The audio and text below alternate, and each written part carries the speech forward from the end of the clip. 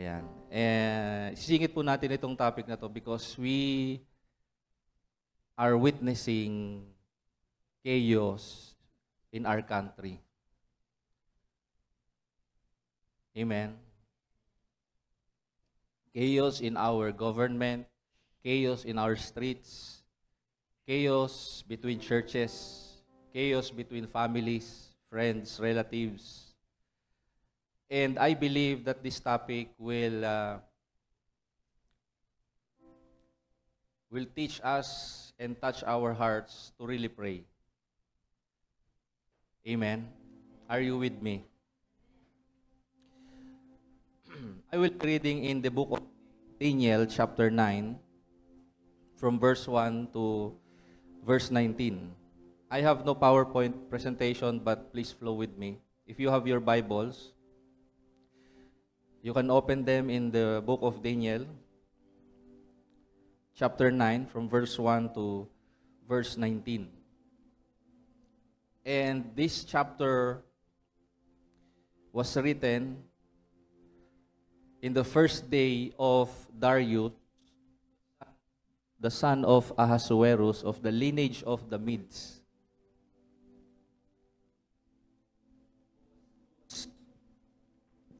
who was made king over the realm of the Chaldeans. So Daniel, if you are reading your Bible, have gone through series of kings. Daniel was an Israelite, and Israel, before they have been taken captive by Babylon, they were free. They were a free country.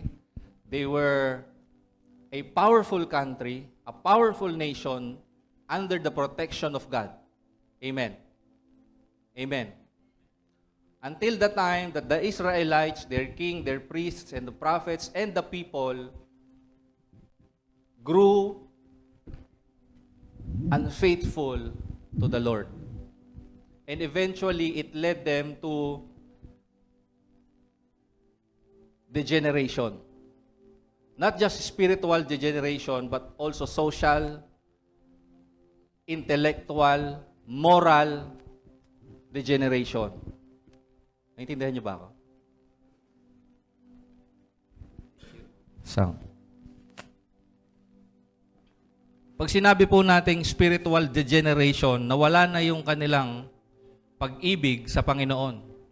They have taken for granted the grace, the protection, and the prosperity that comes from God.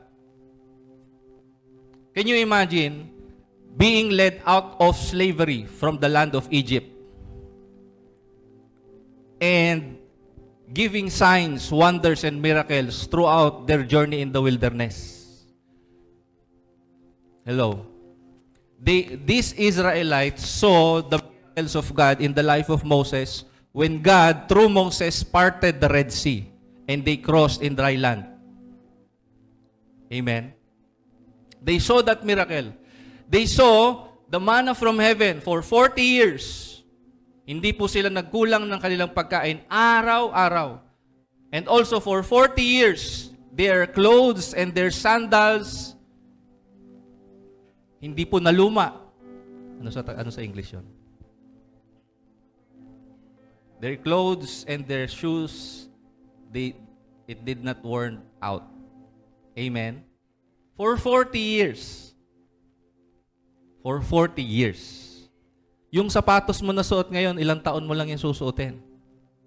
Yung damit mo na suot ngayon, ilang taon mo lang yung susuotin. Pero yung mga Israelita po na ito, for 40 years, the same clothes, the same shoes have not worn out. Amen ba? Ikaw hindi ka lang magpalit ng isang araw. Mabaho ka na. Amuyin mo nga yung katabi mo.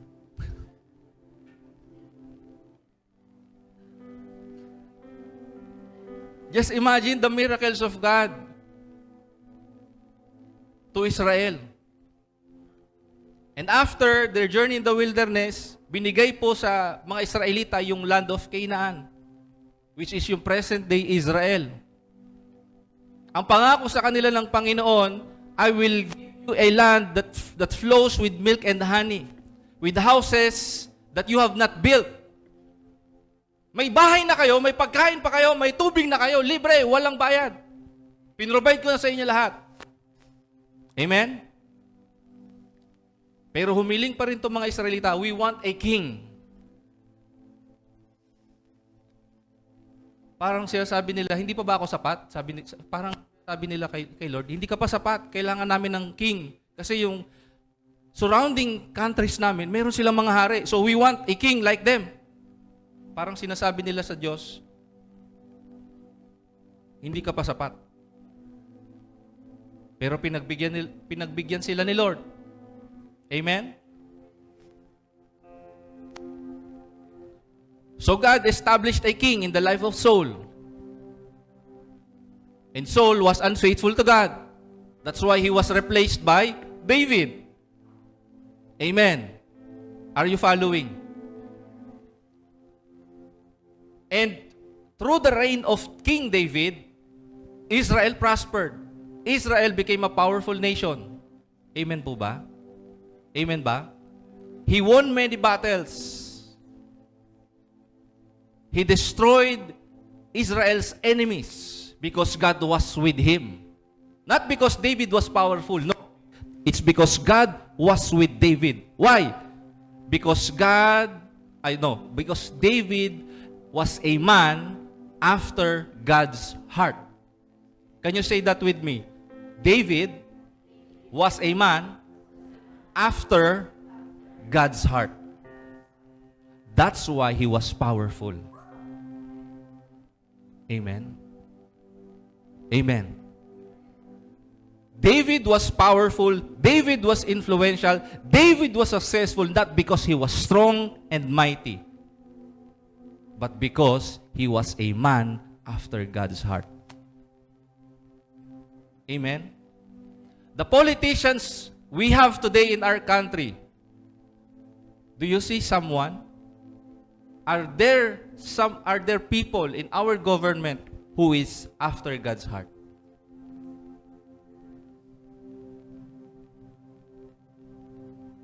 Are there? Do you know anyone of our leaders today who is after God's heart? After King David, his son Solomon reigned.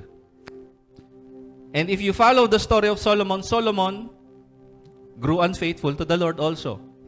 His heart grew far from the Lord.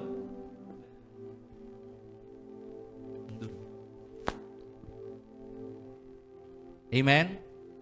His heart grew far from the Lord. Why? Because he took wives, 700 to be exact, and 300 concubines. Hello?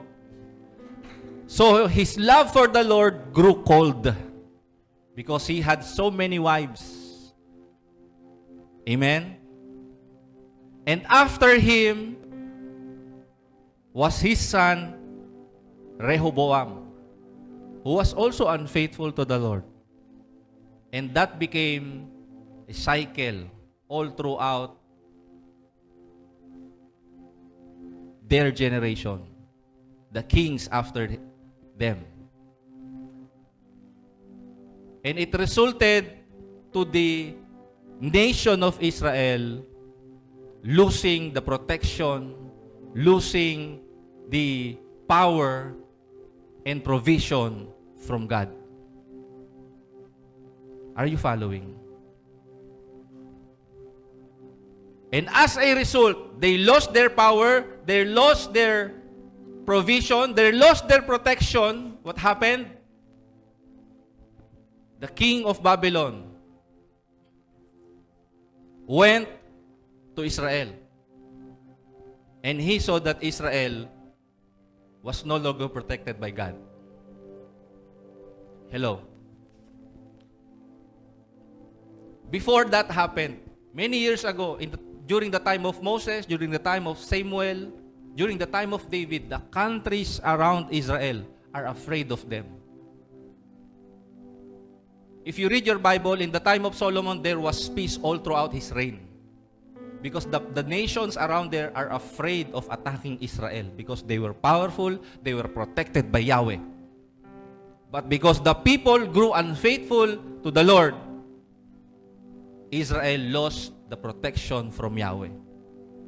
So when the king of Babylon spied out the land, he knew Yahweh and His presence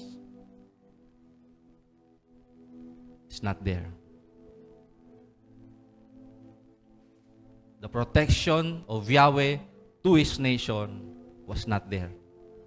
So Babylon attacked Israel, Assyria attacked Israel. Amen? And the citizens of Israel became captives again.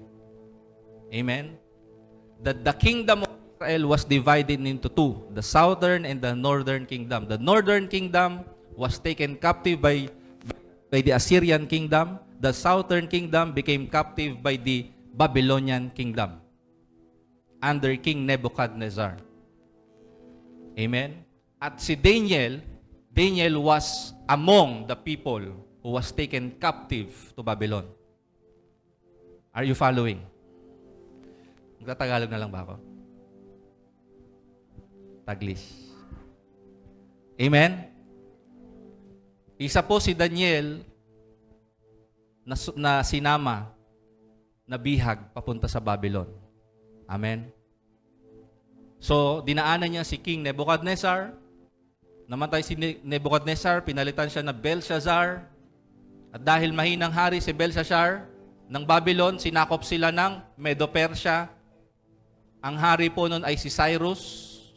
Si Cyrus po ay isa sa ginamit ng Panginoon para yung mga temple elements ay muling ibalik doon sa Jerusalem at muling itayo yung Jerusalem. After King Cyrus was King Darius. Amen? Ngayon, nandito tayo kay King Darius. In the first year of the reign of King Darius, Daniel was still in Babylon. And this is what happened. In verse 2, in the first year of his reign, I, Daniel, understood by the books the number of the years specified by the word of the Lord through Jeremiah the prophet that he would accomplish 70 years in the desolation of Jerusalem.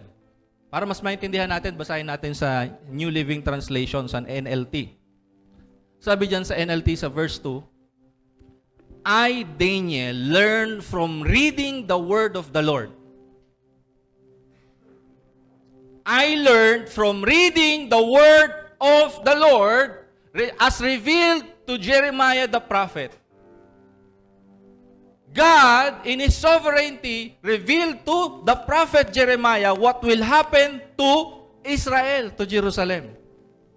And Jeremiah, in the leading of the Holy Spirit, in the leading of God, he wrote the things God has said to him. Amen? And these things na sinulat ni Jeremiah, nabasa ni Daniel while they were in Babylon. And Daniel, he learned from reading the Word. Sino po sa inyo may Bible sa bahay? Do you have Bible in your house, in your homes? A raise of hands. Who among you reads your Bible every day? Who among you reads your Bible every day? If you do not read the Bible, you do not know what season we are in. You will not know what season we are in. The Philippines, America, Middle East, the whole world. You know what season are we in right now? Tinalakay ko po yan last week. We are entering the fall season. Amen ba? Amen ba? And the fall season signifies the final harvest, mga kapatid.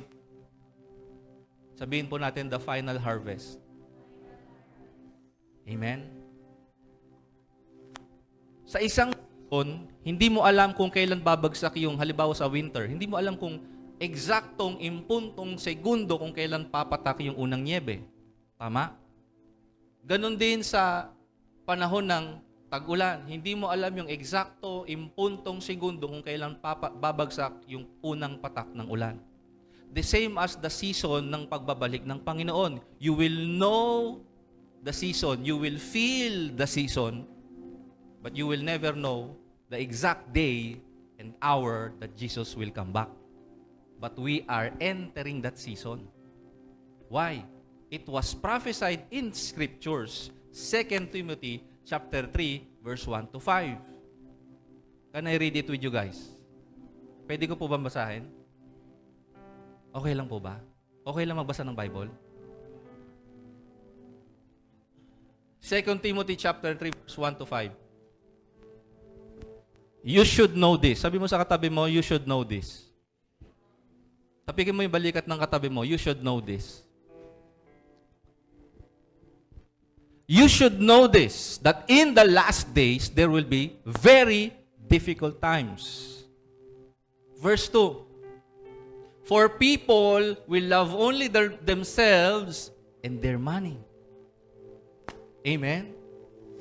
What's happening today? Ano nangyayari po ngayon? Pagalitan mo lang yung nasasaktan na.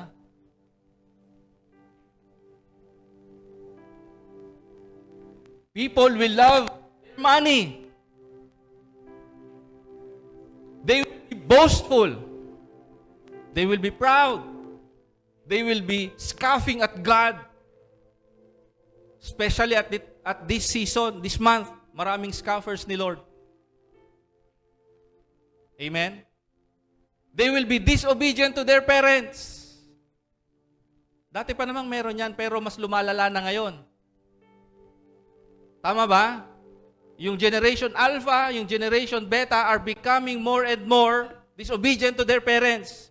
Because these children believes they know more than their parents.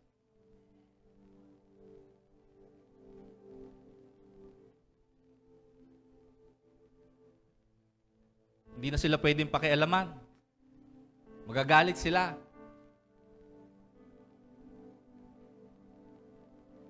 Dati bawal kami magsara ng pintuan. Hello? Alas 6, dapat nasa bahay na kami. Pag kami nag-uusap ng mga tao sa bahay, tapos makulit ka, tititigan ka ng nanay o tatay mo. Ganun lang oh. Panlalakihan ka lang ng mata. Eh ngayon, kahit sigawan mo, hindi tumitigil.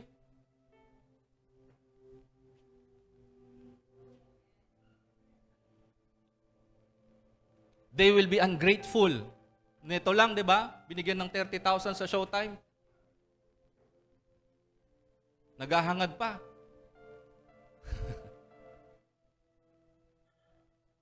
They will consider nothing sacred. Mawawala po yung reverence nila. Hello? Ano ibig sabihin ng mawawala yung reverence? Katulad nung nangyari sa Israel. During their time, when God established the kingdom of Israel, little by little, their reverence to God died down. Ang ino-offer na nila kay Lord, yung mga may sakit na. Yung mga tira-tira na. And when they approach the temple, parang common lang na lugar, parang nagpupunta lang sila sa mall. Oh, ikaw na bahala dyan. Pati yung mga pare, yung mga saserdote, ginawa ng common thing yung tabernakulo o yung templo. Hello? Next verse, in verse 3, sabi dyan, they will be unloving and unforgiving. Amen? They will slander others and they will have no self-control. They will be cruel and hate what is good. Are you seeing this today? People hating what is good. People hating what is good. People hating what is written in this. Next, verse 4. They will betray their friends, they will be reckless, they will be puffed up with pride, they will love pleasure rather than God. Amen. So that's the prophecy. That's the season we are in right now, mga kapatid. Are you with me? That is the season we are in. The fall season. During fall season, mayroong puno, mayroong mga dahon yung puno na malalaglag, pero may mga dahon na mananatili. Amen ba? Amen ba? At sabi ng Bible in Matthew chapter 24, ang mananatiling tapat hanggang wakas, siya yung maliligtas. Amen? Hallelujah. So we are in that season. Amen? Now going back dun sa atin pong pinag-uusapan ngayong umaga, in the time of Daniel, ganun po yung nangyari sa kanila. Kaya naghirap yung kanilang bansa, kaya nabihag muli sila. Naging kawawa muli sila because yung mga bagay na binasa po natin, they were unfaithful to God. So during this time, Daniel learned from reading the word of the Lord as revealed to Jeremiah the prophet. Balik tayo sa Daniel. What will happen to Jerusalem? Daniel chapter 9, verse 2. Nasa verse 2 pa lang tayo. That Jerusalem must lie desolate for 70 years. In verse 3, at nung nakikita po niya, nalaman ni Daniel kung ano yung mangyayari sa Jerusalem, ano yung una niyang ginawa? I turned to the Lord God and pleaded with Him in prayer and fasting. Nung nalaman niya sa scriptures kung ano yung mangyayari sa kanyang bansa, ano yung ginawa niya? He prayed. Tayo, aware ba tayo sa nangyayari sa bansa natin, mga kapatid? Amen? Are we aware of what's happening in our country? Are we aware of what's happening in our government? Amen? Are we aware of what's happening in our city? In our province? In Luzon, Visayas, and Mindanao? Are we aware of these things? Hello? If you are aware and seeing these things happening in our country, what should we do? What's our action? Dapat katulad tayo ni Daniel, na when we see what's happening in our country, we turn to the Lord. Amen po ba? Ang nangyayari po kasi sa mga tao ngayon, they are going their own ways. Bahala na yung iba dyan. Kami, okay kami sa sitwasyon namin. Pabayaan mo sila, okay kami dito. Nandito kami sa ibang bansa eh. Hello? Kaya po tayo dito pinanganak, meron tayong certificate na Pilipino tayo, dapat mahalin natin yung bansa po natin. Amen ba? Amen po ba? God prospered Philippines many years ago. Amen po ba? Pero dahil yung mga umupo, yung mga namuno, at yung mga Pilipino rin, naging mga pasaway sa Diyos. Imagine, makikita mo lang dyan paglabas mo sa school, sa labas, may pedestrian lane, saan tatawid yung mga tao? Merong overpass, saan tatawid yung tao? O tumawid naman yung tao sa pedestrian, anong gagawin nung nagmamaneho?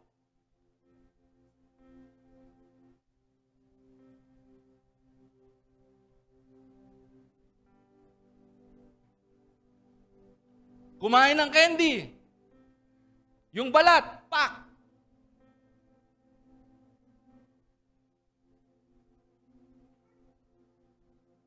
Dalhin mo yung Pilipino sa Singapore. Dalhin mo yung Pilipino sa Taiwan. Bakit hindi nagtatapon ng basura sa kalsada? May takot sa gobyerno. At yung gobyerno, mayroong enforcement ng batas. Dito kasi sa atin, may batas, walang enforcement, kulang ang enforcement. Ano pa? Yung Pilipino rin. Kahit may batas na, pwede yan. Pwede yan. Amen ba? Halimbawa, yung gobyerno iniipit yung Pilipino. Kailangan maglagay ka para i-approve yung negosyo mo. Maglalagay ka ba?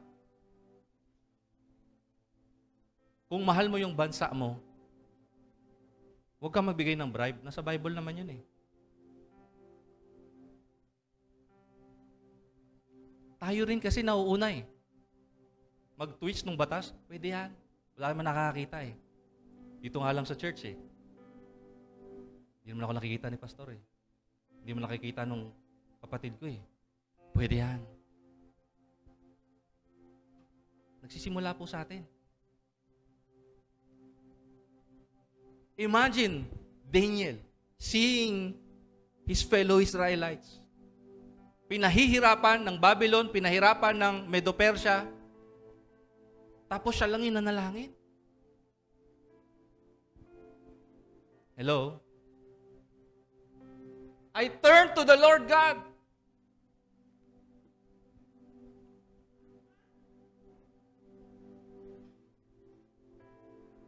Sa New King James, ang sabi diyan, I set my face toward God. No? Sige, balik po natin NLT.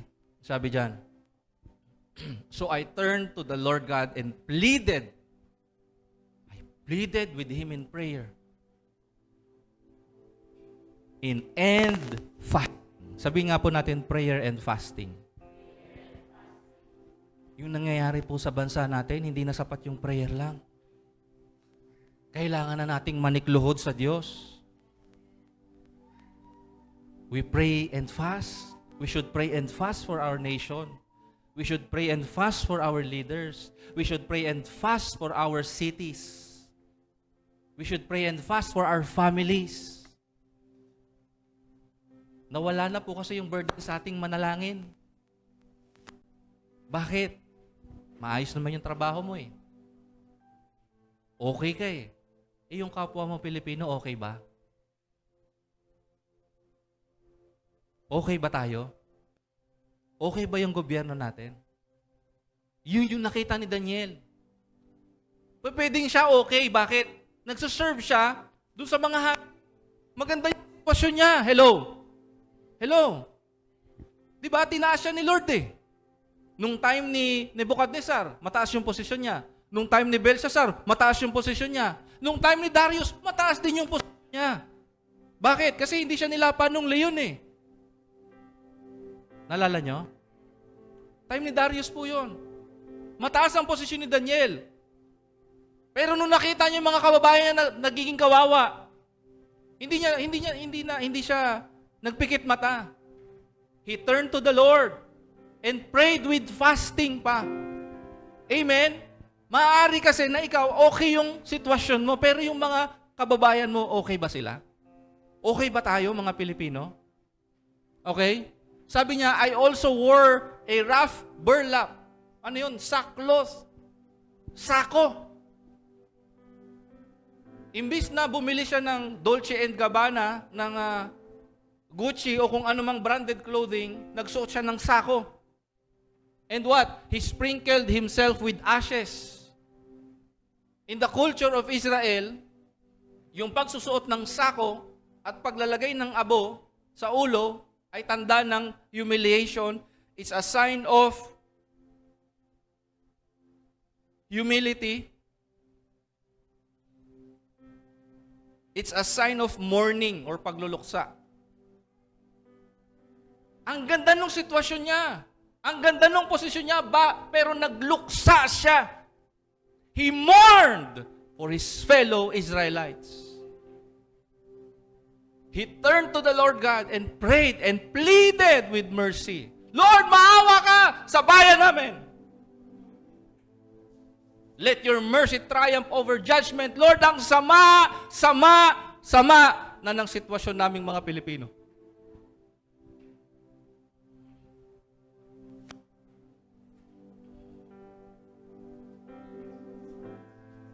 You know what happened sa puso ng mga Israelita? Their kings, their prophets, their priests, and their people grew cold in their faithfulness to the Lord. Jeremiah, punta lang ako saglit sa Jeremiah kasi dito nabasa ni Daniel ito. Jeremiah chapter 2 in verse 8. Sa New King James, please. Jeremiah chapter 2 in verse 8.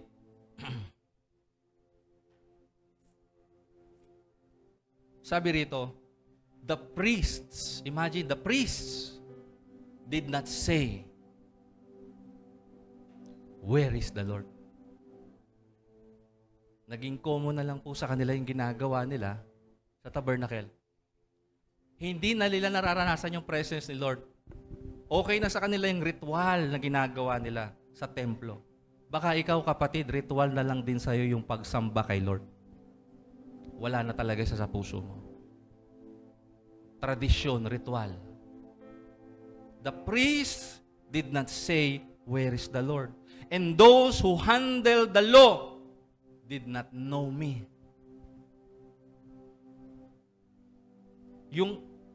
The word know there, in Hebrew is yada.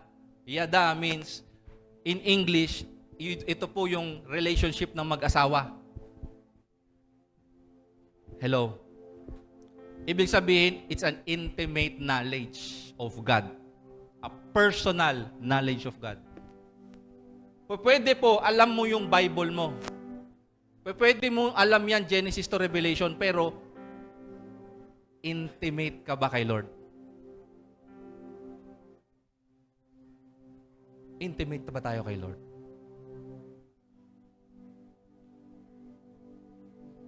Are we still being moved when the gospel is preached? Hello?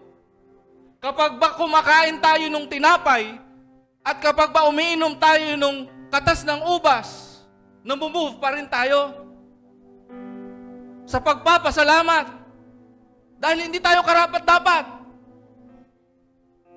Kahit po ako hindi karapat-dapat. Kaya kanina habang hawak ko yung tinapay at hawak ko yung katas ng ubas, umiiyak ako. Bakit? I do not deserve this love.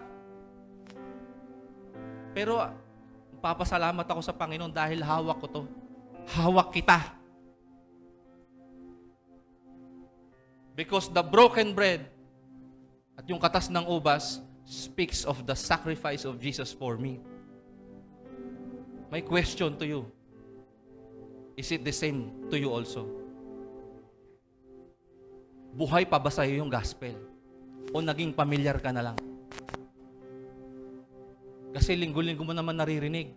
Bumaba si Jesus, nangaral si Jesus, namatay si Jesus, nabuhay si Jesus. Naging pamilyar na po ba tayo sa gospel?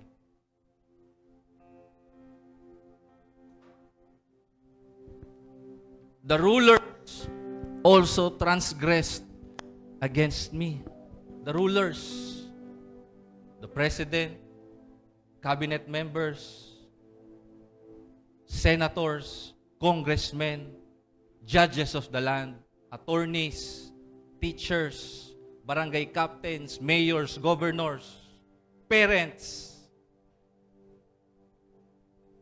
We are all leaders. These rulers transgressed against the Lord.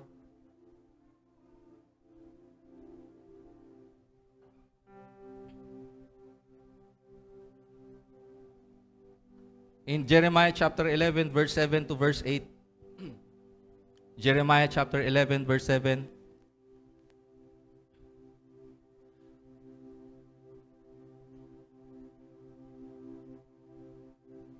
Sabi po ng Panginoon, "For I earnestly exhorted your fathers."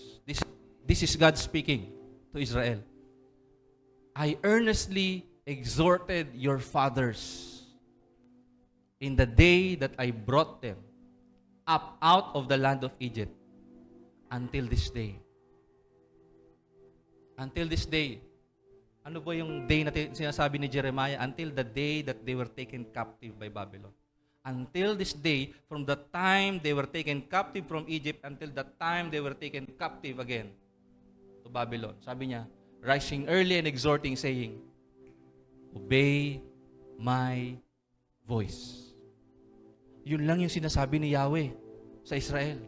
Obey my voice. Anong response ng Israel? Verse 8. Yet, they did not obey or incline their ear. And God is still saying that today to us. Obey my voice. Obey my voice. Sabi ni Jesus in John chapter 10, "My sheep hear my voice, they know me, and they follow me. I know them, they follow me." Are you obeying the voice of the Lord? Are you following Jesus Christ? But everyone followed the dictates of his evil heart. "Therefore, I will bring upon them all the words of this covenant which I commanded them to do, but which they have not done." Chapter 16, verse 12 to 13 of Jeremiah. Chapter 16, verse 12 to 13. Sabi diyan,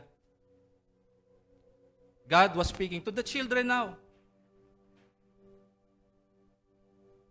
"You have done worse than your fathers. Each one follows the dictates of his own evil heart, so that no one listens to me." Pare, propeta, hari, at yung mga mamamayan, wala na daw nakikinig kay Lord. Wala na. Verse 13. "Therefore, I will cast you out of this land." Aantayin pa ba natin to? Aantayin pa ba natin to?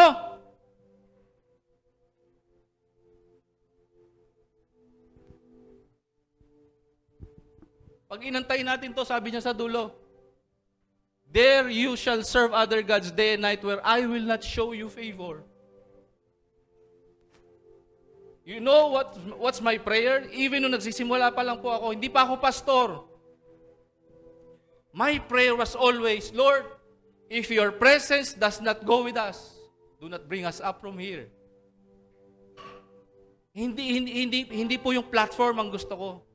Hindi yung dami ng tao ang gusto ko. Ang gusto ko, presence ng Lord. Hindi nyo kailangan ng preaching ko. Ang kailangan nyo si Lord. Amen ba? Ang bansa natin, hindi kailangan ng kung sino mang politiko. Ang bansa natin, kailangan si Lord.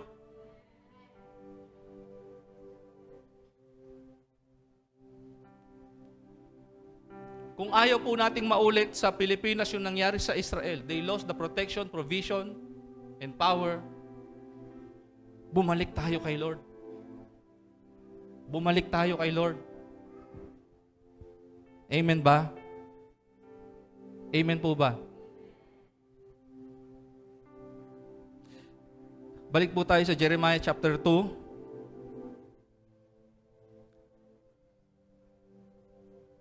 Verse 31 to 32.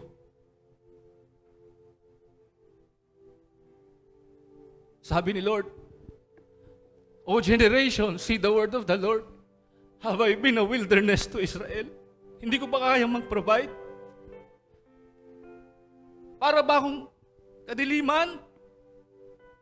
Hindi ko ba kaya kayong gabayan? Why do my people say we are lords? We will come no more to you." Ganyan na yung sinasabi ng mga tao, hindi ko na kailangan si Lord. Verse 32. Can a virgin forget her ornaments or bride her attire? Yung babaeng kakasal, hindi niya pwede malimutan yung attire niya pang kasal. Pero yet my people have forgotten me days without number. Naaalala mo pa ba si Lord pagkagising mo ng umaga bago ka matulog sa gabi? Naaalala mo ba siya pag gumagawa ka ng kasalanan? Pagka lumalayo ka sa Kanya, pag nagtatampo ka sa Kanya, naaalala mo ba siya? Verse 33, why do you beautify your way to seek love?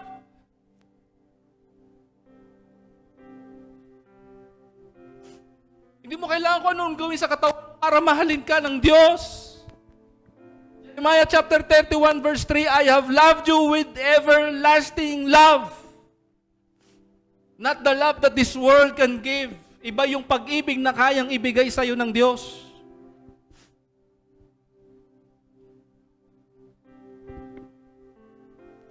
Verse 34, Jeremiah chapter 2, verse 34. Also on your skirts is found the blood of the lives of the poor innocents. Abortion.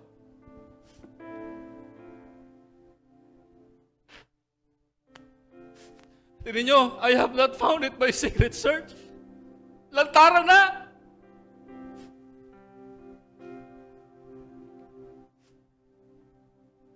Ang sabi doon sa book ni Isaiah, woe to those who call evil good and good evil. Yung tama, yun na yung sabi ng mundo na mali. Yung mali, yun na yung sabi ng mundo na tama.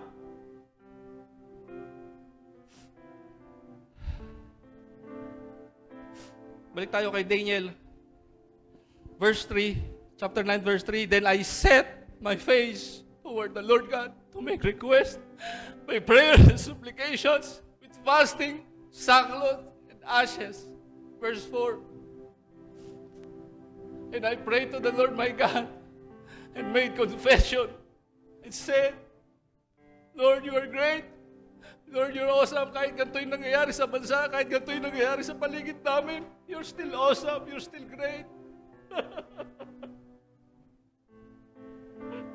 You keep your covenant and mercy to those who love you, and with those who keep your commandments. Verse 5. We have sinned. We have sinned.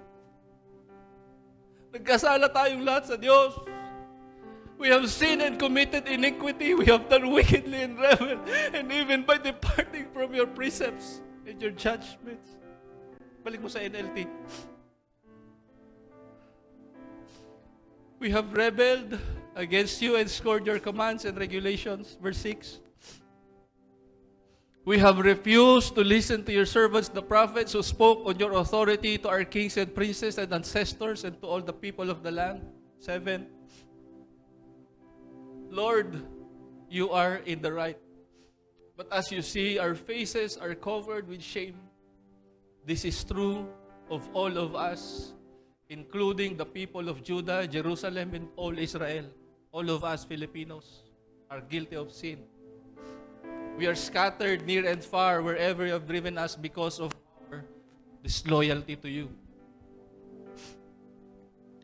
Verse 8, O Lord, we and our kings, princes, and ancestors are covered with shame because we have sinned against you. Verse 9, but the Lord, our God, is merciful and forgiving, even though we have rebelled against Him. Can we read that, church, as one? 1, 2, 3, let's read. But the Lord, our God, is merciful and forgiving, even though we have rebelled against Him. That's true. Even when we are faithless, He remains faithful. Verse 10. We have not obeyed the Lord our God, for we have not followed the instructions He gave us through His servants, the prophets. Verse 11. All Israel has disobeyed your instruction and turned away, refusing to listen to your voice. So now, the solemn curses and judgments written in the law of Moses, the servant of God, have been poured down on us because of our sin. Verse 12. You have kept your word and done to us and our rulers exactly as you warned. Never has there been such a disaster as happened in Jerusalem. Verse 13. Every curse written against us in the law of Moses has come true, yet we have refused to seek mercy from the Lord our God by turning from our sins and recognizing His truth. Verse 14. Therefore, the Lord has brought upon us the disaster He prepared. The Lord our God was right to do all of these things, for we did not obey Him. 15. O Lord our God, you brought lasting honor to your name by rescuing your people from Egypt in a great display of power, but we have sinned and are full of wickedness. Next. In view of all your faithful mercies, Lord, please turn your furious anger away from your city, Jerusalem, your holy mount. All the neighboring nations mock Jerusalem and your people because of our sins and the sins of our ancestors. Parang Pilipinas. Parang tayo mga Pilipino. We have become a mockery to the nations around us. Why? We have been disloyal to God. We have been unfaithful to God. Next verse. O our God, hear your servants' prayer. Listen as I plead for your own sake, Lord. Smile again on your desolate sanctuary. Sa ibang translation, make your face shine again. Verse 18. Oh my God, lean down and listen to me. Open your eyes and see our despair. See how your city, the city that bears your name, lies in ruins. We make this plea not because we deserve help, but because of your mercy. Verse 19. O Lord, hear. O Lord, forgive. O Lord, listen and act. For your own sake, do not delay. O my God, for your people and your city bear your name. Ang Pilipinas, the Philippines, is known as a Christian nation. But where is the evidence of it? Nation, Luzon, Visayas, and Mindanao. Not just church, a Christian church, no. We are a Christian nation, and that should be true in all of the Filipino people. But how? How would that happen? 2 Chronicles chapter 7 verse 14. Tayo po na mga anak ng Diyos. Sabi ng Bible, 2 Chronicles chapter 7 and verse 14. If my people who are called by my name will humble themselves and pray and seek my face and turn from their wicked ways, I will hear from heaven. I will forgive their sins and heal their land. The people of God. Hello. Sino dito yung people of God? Tayong lahat. Tayong lahat. Nasaan po yung flag ng Pilipinas? Pagpe-pray po natin yung ating bansa. And as a gesture, we will lift up the flag of the Philippines. Sabay-sabay po nating ipapanalangin yung ating bansa.